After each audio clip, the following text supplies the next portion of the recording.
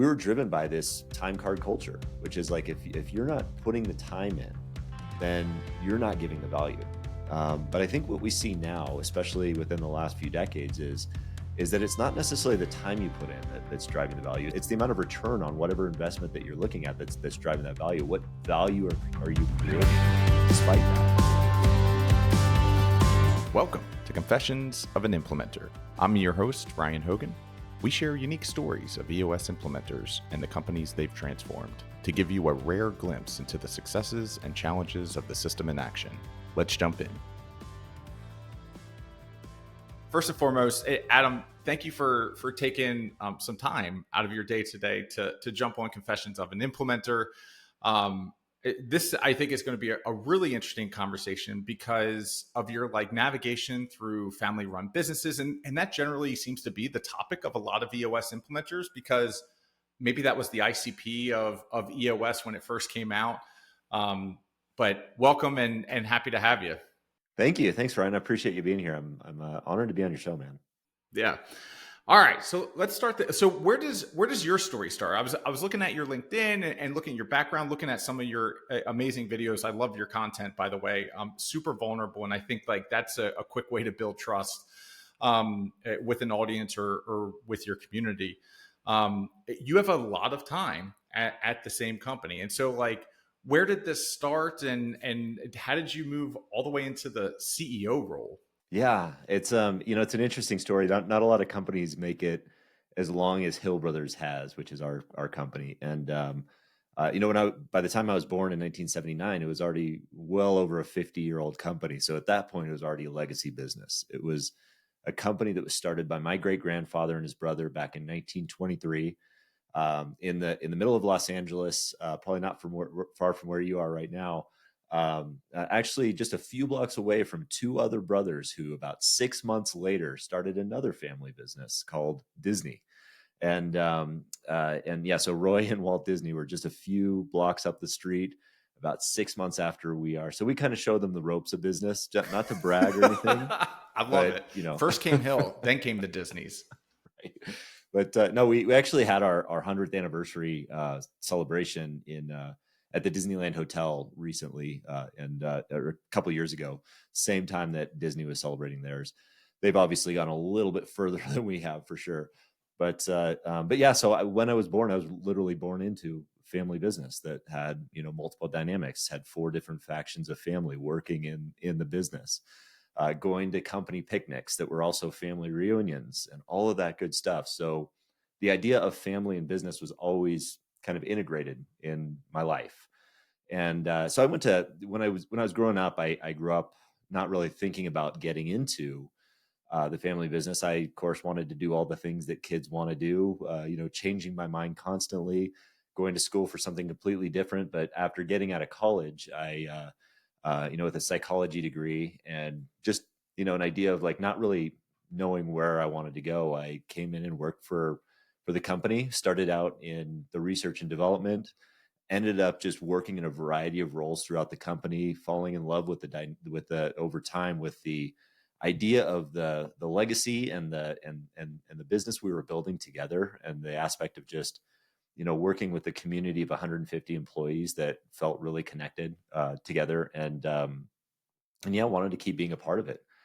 And so that continued on well into for the next 2 decades. I worked in the business, eventually landed in the CEO role not too long ago. And so I'll just kind of pause there if there's any other follow-up questions or anything before I get into the story of the tumultuous time of becoming the president of a family business. When you think about moving up the ranks in a family business, sometimes there's this notion, or maybe people from the outside looking in are like, oh, well, that was going to happen the whole time. His last name is Hill, therefore Hill was going to be at the top. But it doesn't sound like your journey was like that, because when you talk about some of the roles that you held inside of the company, you acquired a deep understanding of the business, of probably the issues and everything else that were going on. And like any other person in the company, you worked your way up. Yeah, I think absolutely. It's especially when you get into the 4 generations down the line, which is where I'm at. we're talking about the second cousins generation. There's a lot of different family involved. You know, and so the idea of this kind of escalator to the top, so to speak, for family members isn't quite the realistic story for most family businesses out there. You know, most family businesses out there are there to support the family in certain ways. Many of them are really struggling. And I mean, family businesses account for more than 60% of the US GDP, and something even more in the global space, because most European countries are a lot older than the United States are. So we have, you know, they have a lot older family businesses. But, you know, to that end, it's a lot of them are, you know, it's a lot of times it may be grooming the next generation in certain ways, finding who's got the aptitude to do it, and maybe bringing in an outside CEO, or and we all and our leadership team considered all of that. And so the kind of the genesis of our company was, great grandfather started the company with his brother. My great grandfather had four sons.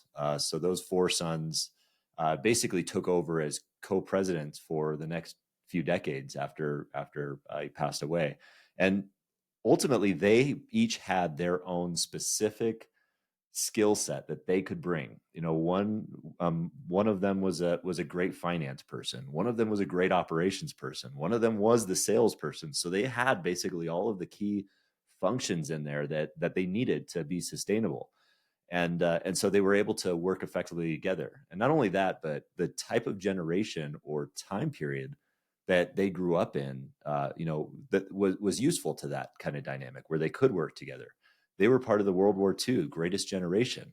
They spent all of their youth learning how to work well together and drive community. So that worked effectively for them. In the next generation, it passed on to, you know, my father, who took over as the president. The ownership kind of passed on to a lot more of the third generation, so into the cousins generation.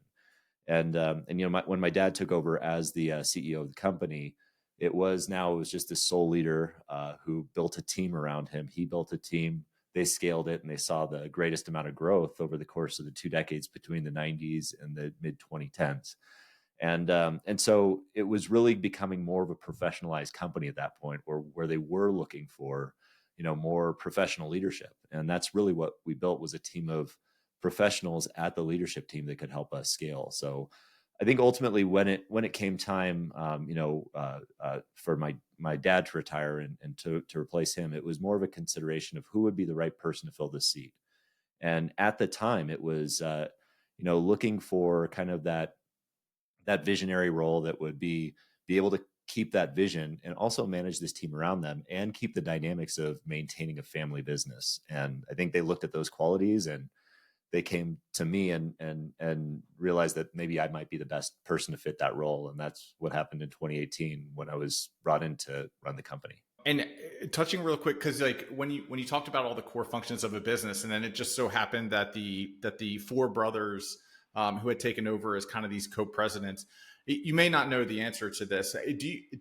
Was there any sense, or do you have any sense of like what that dynamic was like? Like, what did they naturally fall into those core functions, and like there was no fighting and everybody just heads down on their area? Or, you know, do you know what that dynamic was like? Yeah, I mean, I was so young at the time that I didn't really get to see it firsthand, but it was definitely this feeling, and a lot of, you know, especially in a legacy business, you know, it's a lot like a tiny nation. You know, the longer it lasts, the more mythology starts to come up about it. You know, you look at like the founder as this individual that only cared about, you know, just taking care of this and wanting this founder vision, when in reality he was a struggling entrepreneur just like everyone else, just like the rest of us, who was completely imperfect and doing a lot of things wrong, and just building it as he went. And the same was true for the second generation. I believe that they probably did, you know, have their moments of fighting and challenging, but ultimately I think en masse they did fall into those categories. You know, the finance guy just loved math. He loved working with the numbers, and he wasn't a very personable person, so he wasn't really frontline in front of people. The sales leader, he just loved going out and talking to people, building these relationships. My grandfather, who's the operations guy, he was the tinkerer. He loved to work, you know, build systems and all of that stuff. And so they really did just fall into place, and just by sheer luck, that was the dynamic that worked for them. So they worked well together, even if they may have had their moments of disagreement. Yeah. And then it sounds like your dad came in and there was more like almost like a professionalization. Like today we would call it EOS, but he created a team, put the right team in place, and it sounds like had some of the most successful kind of scaling in that. Where did he acquire that knowledge from? I mean, I heard once from another entrepreneur that's in a family business as well, second generation for him. He put it really well that like each generation, even if they're 4, 5, 6 generations down the line, they're always starting at generation one, which is really a really important concept, because once you start taking over that business, you have to build it to the next level. You have to take it from here to there. And I think for him, it was it was one of those things where he was already running a lot of the operations at that point. He was part of the operations. The four brothers were mentoring him in terms of how to run the business, and he kind of very quickly realized when he started in the business that he was wearing a lot of those hats when he took over as president. He was wearing the sales hat, which he wasn't great at. He was wearing the operations hat. He was and so he was wearing all these hats. So that's kind of where he just got the indication of, I need to bring some people here beside me. And just as fortune would have it, around that time, he brought in a really great marketing and salesperson. Another chemical company that was a competitor and a partner of ours went out of business at that point. So a lot of talent freed up, and he was able to bring on those folks that could help him. So I think he realized right away, one of the greatest things he realized was to hire his weaknesses so that he could operate in that visionary role. Even before EOS existed, I think he recognized that he was more of the visionary, the face of the organization, the culture driver, and he did really well at that. Got it. And what are you? Where do you kind of fall into those spectrums? Yeah, so it took me a long time to realize this, because I didn't know about EOS either when I came into that role, and I can share a little bit about that story as well. But to paraphrase, I fall more into the visionary role. I'm not really a great driver of accountability, not great at like really doing that day to day, but I do bring the 20 ideas and a lot of the visionary attributes. So that's kind of where I landed. But when I came into that CEO role, I there were a lot of things that I really wasn't prepared for. After that initial excitement of everybody, or you get a sense that anybody that's working in the corporate world wants to climb the ladder and get to the very top. And I made it to the top, and I was just, ecstatic for about a day.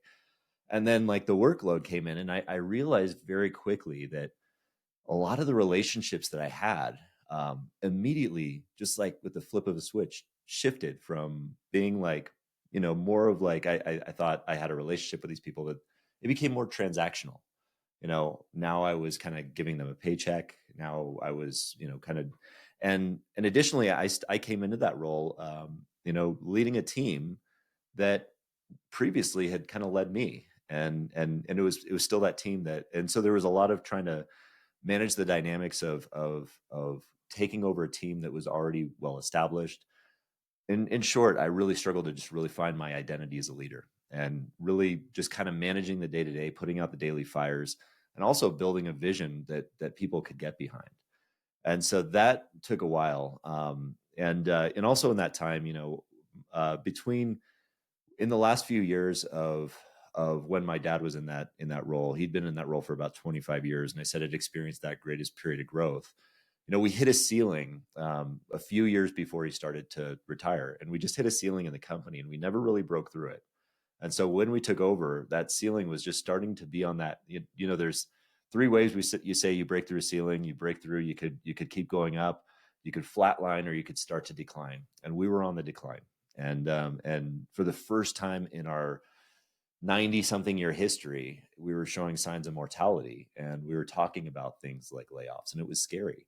And for me as a new CEO, with all of these sacred cows in my mind of what we couldn't do, we've never laid people off. We've never changed our core values. We've never kind of transitioned. We've never done all these things. It became like a shifting point of, I have to make all of these major decisions. And it weighed really heavily on me, to the point where it really affected like just how I showed up in that role. And so I really struggled. And it took a few years, but a couple of years into the CEO role, I was introduced to Gino's book Traction, and it was through another mastermind group that I was a part of, and ended up reading it in a weekend and just fell in love with the concepts and the idea that, well, you know, maybe if this is working for other businesses, maybe it could work for ours. And I was really hesitant at that point. I think my only hesitancy with EOS was that there's this feeling in some legacy businesses like ours that this unwillingness to change, that there's this terminal uniqueness that we feel that is like, hey, we're different than the others. Even though it's working for these other companies, we're different because we've been around for so long. We've already figured everything out. There's nothing we haven't figured out yet. We've nothing we haven't tried. And so it's that real like closed off scarcity mindset that left us a little bit trapped. But I leap of faith hired an implementer. His name was Richard Price, and he came in to help us implement. And while it wasn't an overnight success for us at all, over the next 2 years, our revenues grew by 50%. We became a 9-figure business for the first time, and we became sustainably profitable. We started to make that profitability again, and we broke through that ceiling. It just delivered on all its promises over the time as we did the work, and our leadership team aligned around that vision. I felt more free to be the visionary, and I felt clear on that role, so that I could embrace it. And it just felt it, and so things did start to gain traction at that point.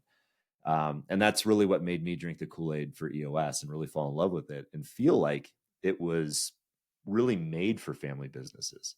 And it really was. It had its origins in family business, but I was full on board. I realized, yeah, this is the type of thing that more family businesses need, is the systems that can help them succeed, break through ceilings, and start that entrepreneurial journey at generation one again.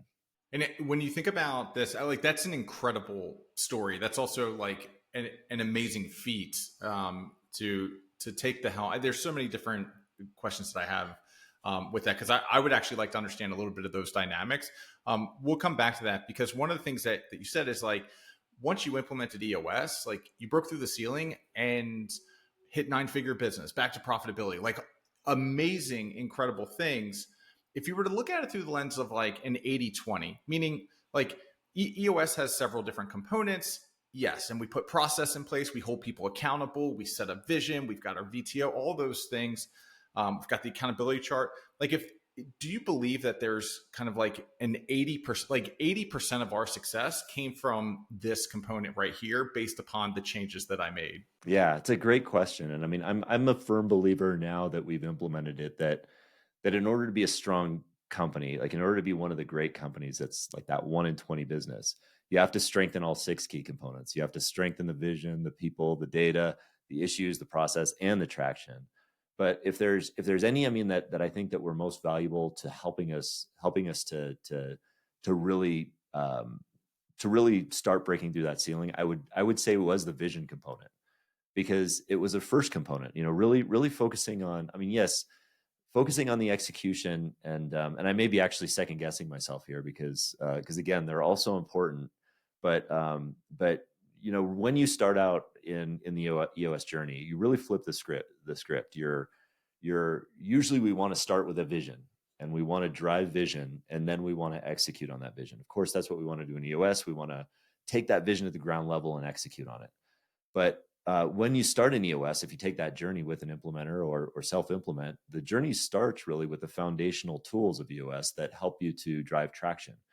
And so I think it was just a combination of those two things that we implemented a pulse where we were getting together on a weekly basis, having these really organized meetings, driving for a level 10 on those level 10 meetings. And then also implementing that vision, getting the 8 questions on the VTO answered, and making sure that we were getting clarity on that so that we could share that across the organization. That, like, those 2 first steps, I think, were the key to really driving most of the results that started to do that started to make the difference. With that said, everything else kind of came along to support it, but it made the decision to really start implementing the tools of data right people, right seats process, and really digging deep on the issues list.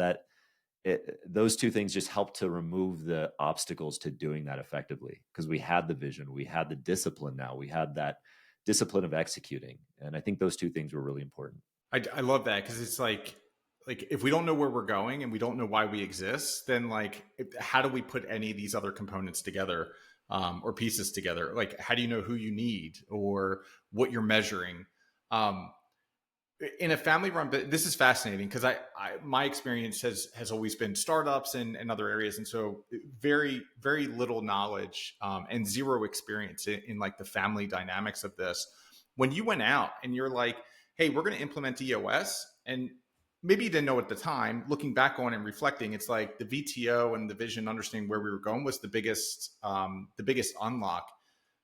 Did you create that on your own, or did you have to like run it by the family first? How does that work? Yeah, it's a good question. So when you, especially in a legacy business like ours, where we have a very diverse array of owners, some that are involved in the business, some that aren't. There's a real dependency on driving towards the decision making of the board of directors, and so the directive that I had as CEO was to really drive results in the company, to bring us back to a point of sustainability. EOS was the path I was going to take to do that. So really the task of creating the vision for the organization in the business, and really executing on that was tasked with me and my team. And so we worked together as a leadership team in the business, the top leaders, to really drive building that vision, getting that vision shared by everybody in the organization, and then driving it towards execution on that effective basis. So that's really how we drove it. Got it. Okay.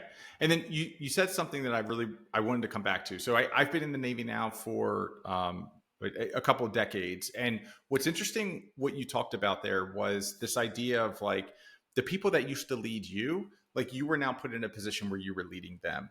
And so in the military, or at least in the Navy, if you put on let's say you put on chief, you go from E6 to E7, like they will remove you from the command that you're at, because like you need kind of a fresh start.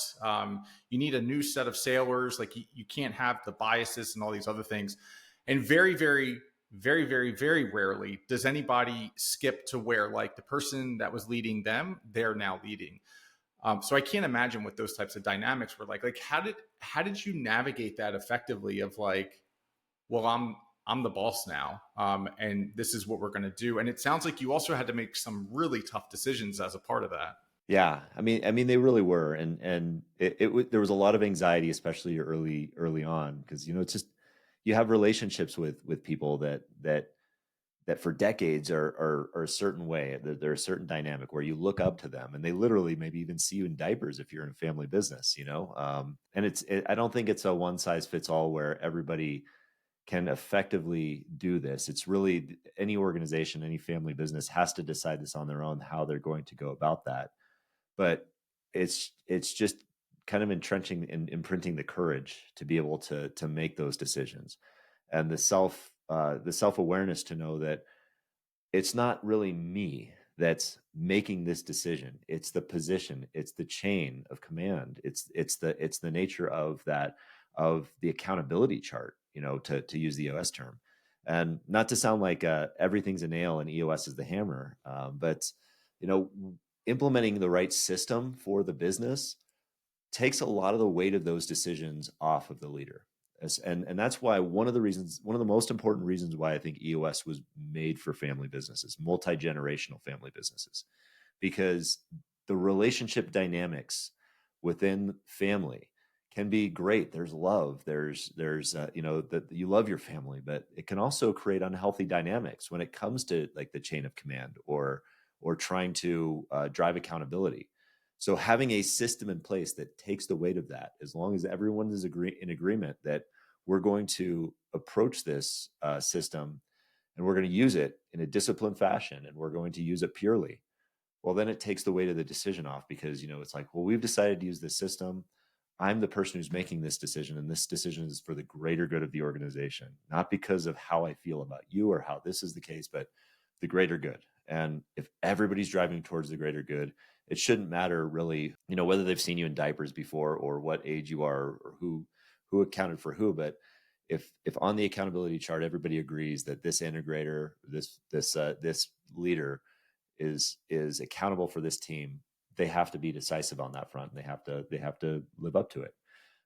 It's not easy. It takes a lot of courage, but it was also something that I think I'll add that the right set of coaches, therapists, and kind of experience with regard to just overcoming challenges in my own life drove me more to help me to become better equipped to manage those challenges later on too. All right, quick break, friends. Do you find it impossible to hire and retain top sales talent? Or worse, are you paying insane recruiter fees who are all using outdated hiring processes? Yeah, I was too. At Hunt to Killer, we were spending hundreds of thousands on recruiter agency fees.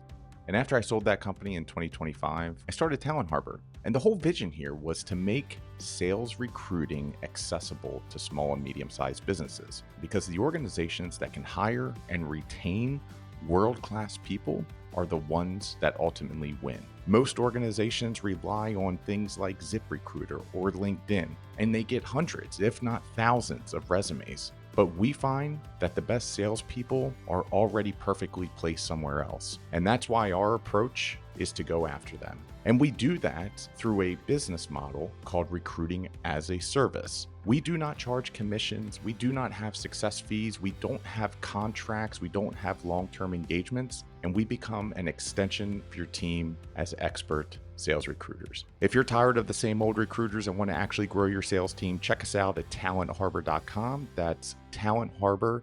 TALENTHARBOR.com. Let's get your next sales superstar hired. You talked about this 2-year period. So when you took over, was there a 2-year period before you implemented EOS? Yeah. So I took over in 2018, and 2018 was tough. Just kind of getting who 2019 was even worse. It was harder. It was our first year in the red in profitability in a couple decades, and then obviously we know what happened in 2020. So it was just like just gale force winds like in our face that turned into hurricane force, just pounding us. And yeah, it was about that time, 2020, between 2020 and 2021, that we implemented EOS, and yeah, then things started to change. I can't imagine the stress in that. So I ran a consumer product company. It was called Hunt to Killer. It seemed like my job in that company for 7 years was trying to figure out where the cash was coming from, because it was just constantly like, it was a cash game, and we were always out of it. There was never enough, and we were just trying to figure out how to stay alive.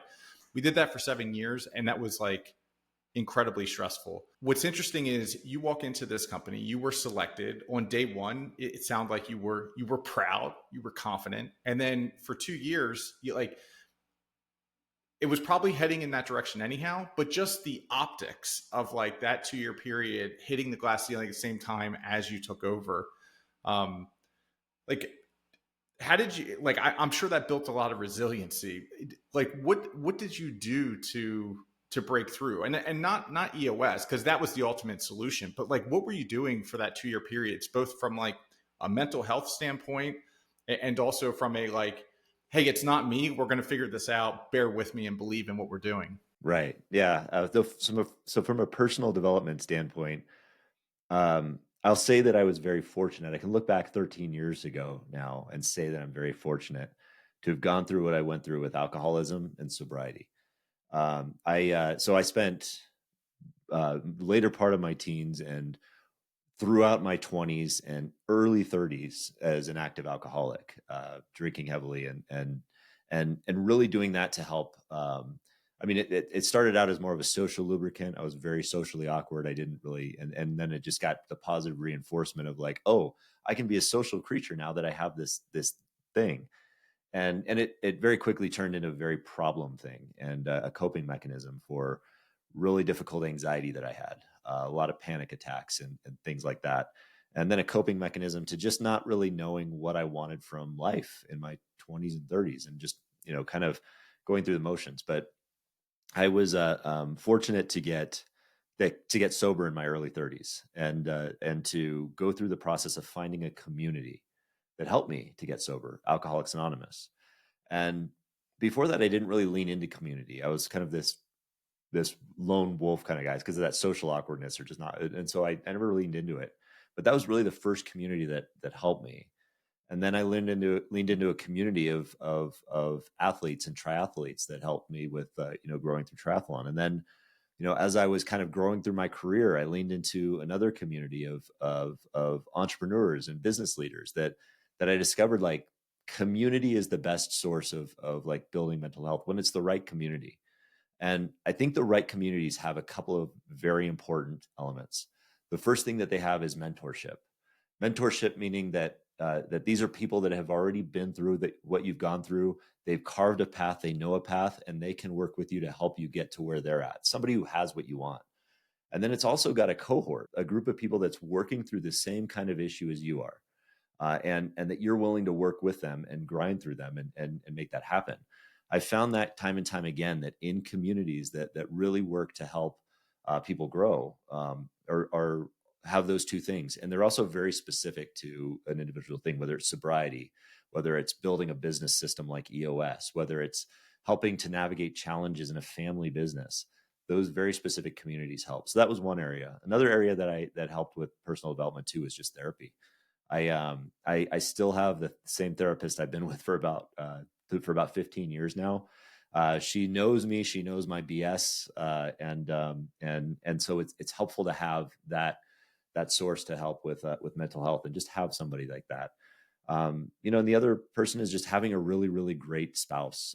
Like my spouse is part of the community. I mean, she is my support driver, and somebody who really supports me with crazy ideas, and even through all the challenges, she's been there. So those few things help me kind of just at least break through my individual ceiling. And in EOS, they do talk about that. They talk about the idea of breaking through. There's three ways you can hit the ceiling. You can hit the ceiling either as an organization, you can hit it as a department, or you can hit it as an individual. And I certainly hit it as an individual really, really soon into my role as the CEO. And I know as an organization, we were already hitting the ceiling. So I think it was those combination of things of just discovering the community that I could work with, discovering traction in EOS, helped me individually break the ceiling, helped our leadership team to break through their ceiling. And then, from there, it was just a combination of little things that we were solving in our weekly issues list of, well, what kind of cut are we maximizing the amount of revenue that we're generating from our customers? Things we just never cared to really look at, because we thought, well, things are working, so we'll just cruise. And so just the simple low hanging fruit that helped us to break through that ceiling as an organization. And then gradually that low hanging fruit became, higher fruit that we could go grasp onto, to the point where we are today, solving bigger needle moving decisions. I think a lot of it also came down to the fact that in a legacy organization like ours, there's things that are deemed untouchable in a lot of ways. The longer a business is in business, the more sacred cows develop. It could be a founder vision that we just never question. It could be a product line that has always served us well, and now it's just starting to be a dog. It could be any number of things, but until we question those things, they're going to remain sacred cows, and they're going to continue to be obstacles to our growth.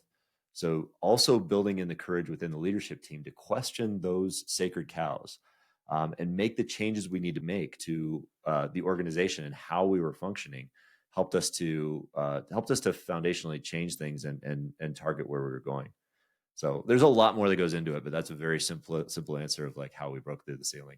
On like almost every single one of those topics, I can relate. I had a company that went bankrupt in 2013, and when people hear about bankruptcy, or they see bankruptcy, the thing that most folks don't realize is that bankruptcy, all the stress actually stops. And what folks don't see is that there was probably 12, 18, maybe even longer than that, months, maybe years leading up to that, of like the highest stressed environment as you're trying to save or salvage. And so what was interesting is like when it happened, people were like, "Are you okay?" And I'm like, "Never been better now." But for the last year, like panic attacks and anxiety and everything else. Um, anyhow, long-winded. I feel you on that. As you're thinking about implementing EOS, and so like you guys have done this, you figured out kind of how to persevere personally. You're building resilience. You already have the resilience. It sounds like some of that resiliency was built 13 years prior to this moment. So like maybe this is your moment. How did you convince them that like this was it? So like you've been in the role a couple of years, things are, you hit the glass ceiling, things are not going in the right direction. Was this a matter of like, hey guys, last ditch effort here, EOS, it's going to save the world and we're all experiencing so much pain, like this is going to be it? Or did it actually take some convincing that like we need to do this? It definitely took some convincing, but I will honestly say that it was a bit forced down the throats of the leadership team too. I mean, in terms of just saying, hey, I've read into this. This is where we're at. We need to make a dramatic change. We need to adopt a system, and it's just simply pointing out where we're lacking in all of these things, and then pointing them in the direction of what heaven looks like or what success looks like in terms of our organization. What if within these 6 key components, we could strengthen them, and then would we feel better if we had all the right people in the right seats?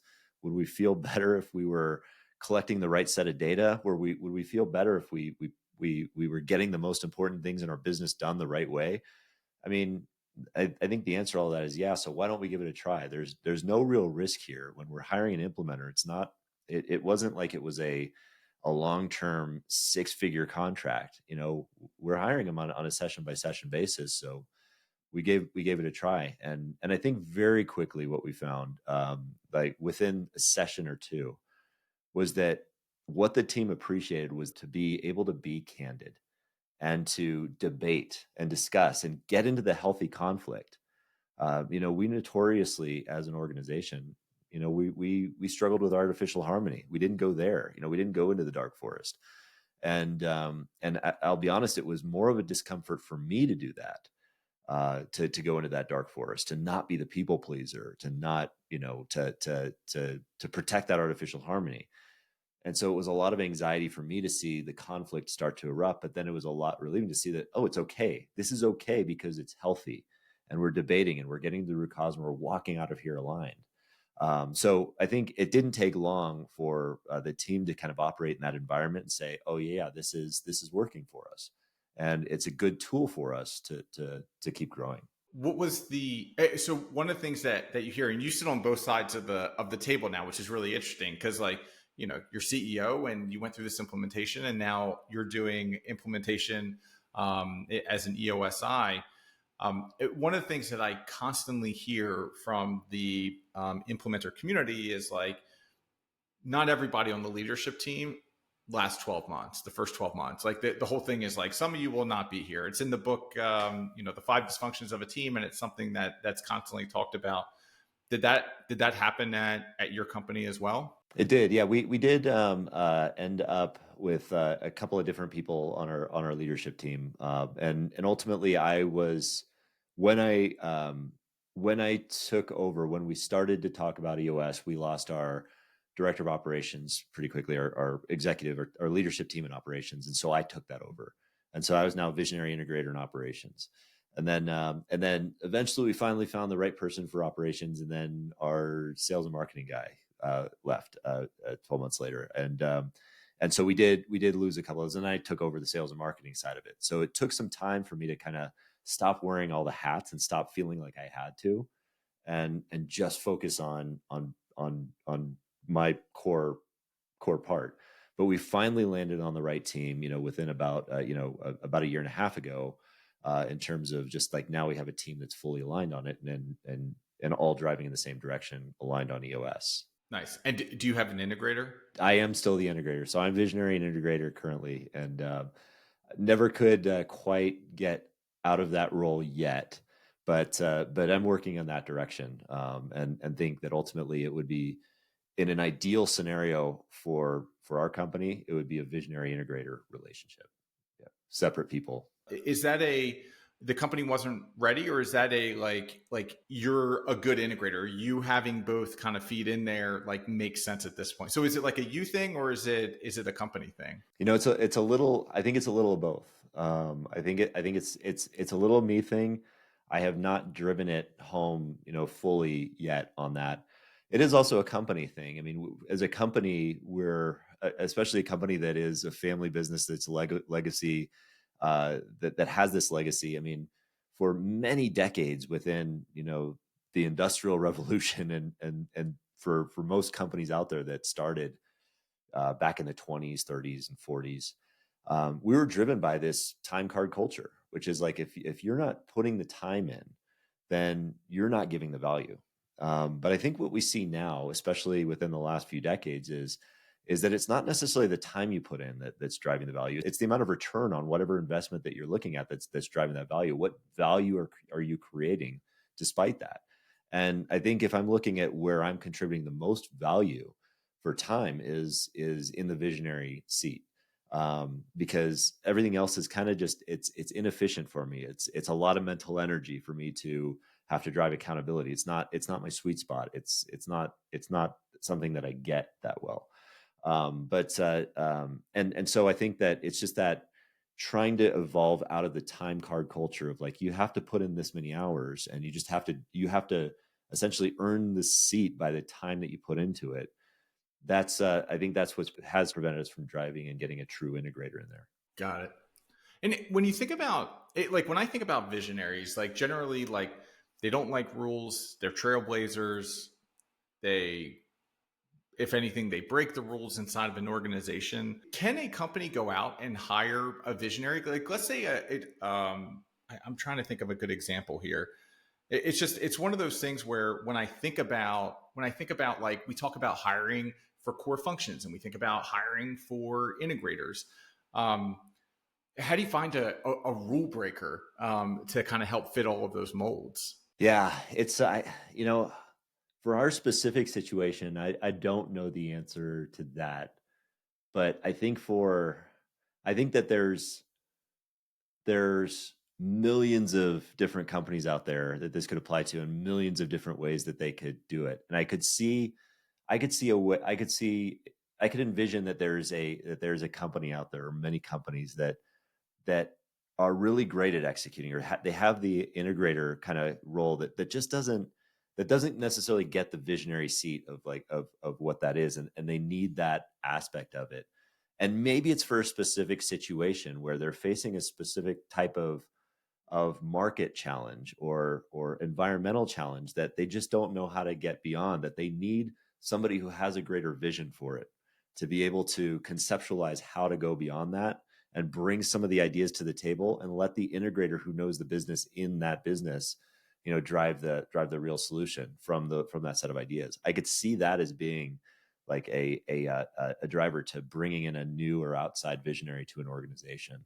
And I think it's good, and it's healthy for organizations to be open-minded to bringing those types of people in. Okay. And today you also are an EOS implementer. So you are helping other companies implement, which sounds like you've got a great background, not just in like family businesses and amazing like ways. And sounds like chemicals and manufacturing and those sorts of things. But also rolling it out yourself.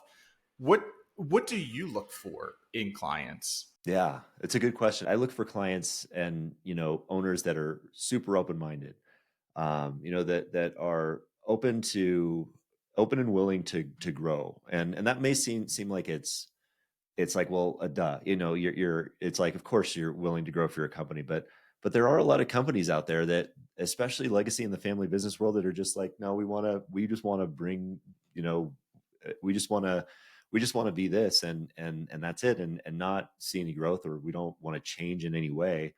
And that's fine. That if that works for them, then great. But EOS is not going to work for them. And so I'm really looking for those kinds of owners that are really open minded. Ideally, I think there's a lot of next gen leaders that experience what I think I experienced, which is they're getting into these roles. They're finding that they just haven't discovered that identity yet. They don't have that vision, but they really, really do want to make a place for the next generation of that company. They want to build this, next result. And they want to see this company that they've taken over, that they've bought as a first generation growth company. And so I think that's really what I'm looking for is those next gen leaders. There's also, out of the many family businesses out there that are contributing to more than 60% of the U.S. GDP, many of those companies that are, where the owner or the founder are looking to retire right now. A lot of them, sadly, are facing that period, and they realize they don't have the value in their business. And I have like a first person view into this. From the perspective of seeing family businesses that are around us, that where the patriarch or the matriarch of the business is looking to retire, and they have a number in their mind of what it's going to take, and they can't do it because they didn't put the value into their business. And it's heartbreaking. But I also see that there's a path 3 to 5 years from there where you implement a system like EOS and you create an exit strategy and you create a succession plan, or you build that in, that you can create a successful transition, whether it's a sale or it's a transition to the next generation, however you want to do that. But it all starts with building value into your company. And EOS is a great way to build value into your company. So those are the kinds of companies that I would look for in a client. Yeah, and it feels like you could like jump right in on day one and be like, I live this, like I breathe this. I know exactly kind of where the landmines are coming from. As you've like ventured more into the implementer role, have you started to see like a consistency of I won't say challenges, because, or I don't want to, like, they're not deal breakers. There's always going to be challenges with any sort of implementation, with any sort of change. But is there like an 80-20 rule for that as well, where you like walk into an organization, you've got decent buy-in, but you just know that like this is going to be probably the biggest kind of obstacle that you're going to face? Yeah, I mean, I think that I feel like that happens in almost every company too, like that we come in, that there's always something that's holding them back. That is, I have the little animals that in EOS, and if you're implementing an EOS, the animals that sit around around the office. It's usually pretty clear within the first day that there's an elephant in the room. That we're just not going there. That there's a sacred cow, or there's something that they need to go into that would really open up a lot of freedom for them. It does take time, because I think ultimately those companies, they need to bring that out themselves. It needs to come from them, and they need to work to it. And I can call it out as a facilitator. They say, "Are we ready to go there yet? Are we ready to go in the dark forest?" And they could, subtly say, "No, we're going to stay on the fringes of the forest for now, poking at it." Okay, we'll poke at it for a while. But eventually they need to walk into that dark forest if they want to remove that obstacle. And do you, when you're looking for a new client, like, do you take clients all over the US, or do you focus on Colorado and LA? How do you think through kind of the geography of it? Yeah, I like to take in-person clients. So clients that I'll be working with in person in session rooms in the Denver area, Colorado area, and the surrounding Denver area, and Southern California, Orange County. So I'm in between those two places. I also take on clients virtually if anybody wants to work on a virtual basis and has this specific issue with family or anything like that, and they would find value there. Virtual is also a way to go. Love it. And then, so if someone just listened to this, they heard your story, they're like, gotta have every single one of those pain points. And now they just realized that you're an implementer. How would they find you? Yeah, they could go to my website, eosworldwide.com/Adam-Hill. Or you can email me at adam.hill@eosworldwide.com. And I'm happy to get in touch and see how I can help. Awesome. All right, Adam, thank you so much. I've realized like you have a podcast as well. And so it's a little like, oh gosh, like he knows what he's doing. But thank you so much for coming on, sharing your story, sharing your experience. and really also like getting vulnerable. That doesn't happen very often, especially in this type of environment. So I appreciate that. Yeah, it was my pleasure, Ryan, and I appreciate the opportunity. I've been listening to your show when I was getting into the implementer journey myself, and yeah, it was really pivotal for me to listen to you and your guests when I was making that decision for myself. So I appreciate it. That's awesome. Love it. All right. Thanks so much. Appreciate you.